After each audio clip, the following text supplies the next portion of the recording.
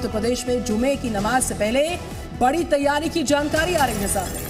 हिंसा की आशंका को देखते हुए फोर्स की तैनाती की जा रही है। आपको याद होगा पिछले शुक्रवार को 10 जून को किस तरह से जुमे की नमाज के बाद हिंसा हुई थी और इसी के लिए अब उत्तर प्रदेश की जो सरकार है, प्रशासन है, वो काफी ज्यादा अलर्ट है।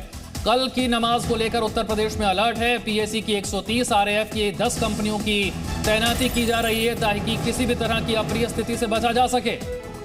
तो कुछ खास जिलों में अतिरिक्त फोर्सेस की तैनाती है। विशेष सतर्कता के निर्देश जारी किए गए। हिंसा की आशंका पर ज्यादा से ज्यादा फोर्स को डिप्लॉय किया जाएगा।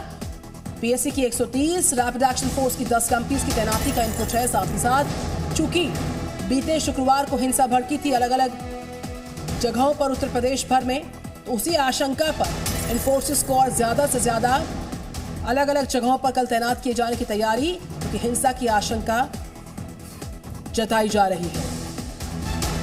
और ये आशंका इसलिए क्योंकि पिछली बार भी जुमे की नमाज के बाद जो है वो उत्तर प्रदेश के अलग अलग जिलों में हिंसा हुई थी, जिसके सीसीटीवी वीडियोस जो हैं वो आप स्क्रीन पर इस वक्त देख रहे हैं। और न सिर्फ उत्तर प्रदेश में बल्कि देश के अलग अलग हिस्सों में एक साथ इसी तरह की हिंसा देखने को मिली थी, पत्थरबाजी देखने को मिली थी। उत्तर प्रदेश की बात करें तो कानपुर में, प्रयागराज में, इसके अलावा उत्तर प्रदेश के कई अलग अलग जिलों में इसी तरह की हिंसा हुई थी और यह सब कुछ हुआ था जुमे की नमाज के बाद। और इसी बात को लेकर आशंका जताई जा रही है कि क्या इसके पीछे कोई प्लानिंग थी, और अगर कोई प्लानिंग थी तो क्या कल जुमे की नमाज के बाद भी इसी तरह की कोई घटना हो सकती है। इसीलिए पुलिस प्रशासन पहले से अलर्ट है, सरकार पहले से अलर्ट है, इसके लिए तैयारी पूरी की जा रही है। हिंसा की आशंका को देखते हुए फोर्स की तैनाती अलग अलग हिस्सों में की जा रही है। और ड्रोन के जरिए हमने आपको पहले भी बताया था कि उत्तर प्रदेश के अलग अलग जिलों में जो सेंसिटिव जगह हैं, जो संवेदनशील जगह हैं, वहां पर निगरानी तो पहले से चल रही है। अब कल की नमाज को लेकर एक बार फिर से अलर्ट है। पीएसी की 130, आरएएफ की 10 कंपनियां तैनात कर दी गई हैं और इनका काम यही है कि जुमे की नमाज के बाद कोई ऐसी स्थिति पैदा ना हो जहां पर हिंसा या पत्थरबाजी हो, यानी कि पिछले शुक्रवार जो कुछ हुआ वो कल ना हो। कल शुक्रवार के दिन जुमे की नमाज के बाद ऐसी स्थिति ना आए, इसका ध्यान रखना, ये जिम्मेदारी इस फोर्स को दी गई है। और इसीलिए ज्यादा से ज्यादा एहतियात बरतने की तैयारी हो रही है।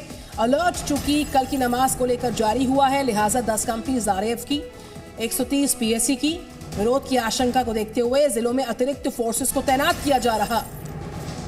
ज्यादा सतर्कता बरतने के पश्चिमी यूपी में खासतौर पर निर्देश जारी किए जा चुके हैं। तो प्रयागराज में उपद्रवियों को बख्शने की तैयारी है, नहीं बख्शने की तैयारी है। जांच गिरफ्तारी को लेकर कमेटी का गठन किया गया। खासतौर पर जिस तरीके से बीते शुक्रवार को प्रयागराज में हिंसा भड़की थी, पुलिस अधिकारी और प्रशासन के लोग इसमें शामिल, साथ ही उपद्रवियों की पहचान के बाद गिरफ्तारी पर फैसला भी।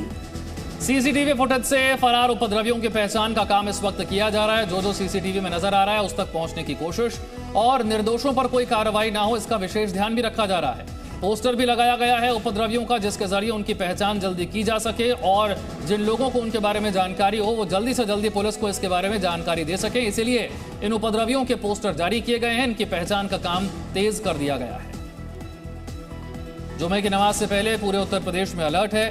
पीएससी की 130 और आरएएफ की 10 कंपनियां तैनात कर दी गई हैं। उपद्रवियों के पोस्टर भी लगाए गए हैं जिन्होंने पिछली बार जुमे की नमाज के बाद हिंसा की थी। सीसीटीवी वीडियोस भी सामने हैं जिसमें पत्थरबाजी करते हुए कुछ लोग नजर आते हैं। उन तक पहुंचने की भी कोशिश हो रही है। कानपुर में तो हमने देखा था, जैसे ही इस तरह के पोस्टर जारी किए गए थे उपद्रवियों के, उनमें से कई लोगों ने सामने आकर सरेंडर भी कर दिया था।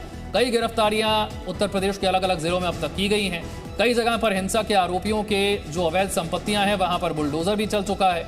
लेकिन अब भी हिंसा की आशंका बनी हुई है और इसीलिए इस हिंसा की आशंका को देखते हुए फोर्स की तैनाती की गई है। जुमे की नमाज के बाद कल ऐसी कोई स्थिति ना पैदा हो जैसे कि पिछले शुक्रवार को हुई थी। ये तस्वीरें आप देख रहे हैं ड्रोन से भी उत्तर प्रदेश के अलग अलग जिलों में जो संवेदनशील इलाके हैं, जहां पर हिंसा हो सकती है, जहां पर स्थिति खराब हो सकती है, वहां पर ड्रोन से भी निगरानी की जा रही है ताकि पुलिस प्रशासन का काम थोड़ा आसान हो सके।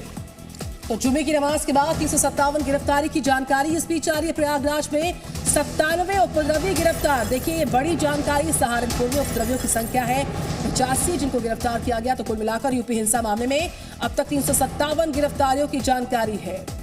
प्रयागराज में ही 97 उपद्रवी गिरफ्तार किए गए। 85 उपद्रवी सहारनपुर में। यूपी हिंसा मामले में कुल गिरफ्तारियां 357 तक जा पहुंची हैं। बीते शुक्रवार को जो हिंसा भड़की थी उसके बाद ये कार्रवाई लगातार हो रही थी, जिसमें जो सूबे की सरकार है उसका बुलडोजर एक्शन भी लगातार सामने आया। इस बीच कल को लेकर भी अलर्ट जारी, कल जुमे की नमाज का दिन, लिहाजा उपद्रवी उपद्रव न कर पाए उससे पहले सिक्योरिटी को और चाक चौबंद किया गया। इस बीच एक और जानकारी कि अब तक 357 गिरफ्तारी, जिसमें 97 प्रयागराज से उपद्रवी गिरफ्तार, 85 उपद्रवी हुए गिरफ्तार सहारनपुर से। इसके अलावा हाथरस से अब तक 55 उपद्रवियों को गिरफ्तार किया जा चुका है। अंबेडकर नगर में इन उपद्रवियों की संख्या 41, इनको अब तक गिरफ्तार किया जा चुका है। तो 397 है यह आंकड़ा जो यूपी हिंसा में मामले में अब तक लोग गिरफ्तार हो चुके हैं। विशाल रघुवंशी और जानकारी के साथ जुड़ गए हैं। विशाल, एक तो गिरफ्तारियां कितनी हुई हैं उसे लेकर जानकारी दीजिए, और दूसरी बात यह कि कल जो जुमे की नमाज के बाद किसी तरह की वैसी ही घटना दोबारा ना हो जैसी पिछली बार हुई थी, इसे लेकर क्या तैयारी? देखिए, उत्तर प्रदेश में गिरफ्तारियों का जो आंकड़ा है वो 357 पहुंच चुका है। लगातार हर जगह से गिरफ्तारियां हो रही हैं, क्योंकि तमाम जो उपद्रवी हैं उनकी जो है शिनाख्त करने के बाद, उनको चिन्हित करने के बाद उनको गिरफ्तार किया जा रहा है। इसके साथ ही कल चूंकि जुमे की नमाज अदा होनी है, ऐसे में उत्तर प्रदेश में डीजीपी मुख्यालय की तरफ से विशेष सतर्कता बरतने के निर्देश जारी कर दिए गए हैं। तमाम जिलों के कप्तानों को इस बात के निर्देश जारी कर दिए गए हैं कि अगर छोटी सी भी घटना होती है तुरंत जानकारी डीजीपी मुख्यालय को दिया जाए। इसके साथ ही अतिरिक्त फोर्स जो है उसको तैनात करने के निर्देश दे दिए गए हैं। पीएसपी पर तैनात रहेगा। इसके साथ साथ आरएएफ को तैनात करने के लिए कहा गया है, आरआरएफ को भी तैनात करने के लिए कहा गया है। इसके साथ ही आईजी स्तर के जो अधिकारी हैं वो अपने अपने रेंज में बाकायदा जो है नजर बनाए रखेंगे और पल की रिपोर्ट जो है वो मुख्यालय को देंगे। Presenting B News app available on Google Play and App Store. Download it now.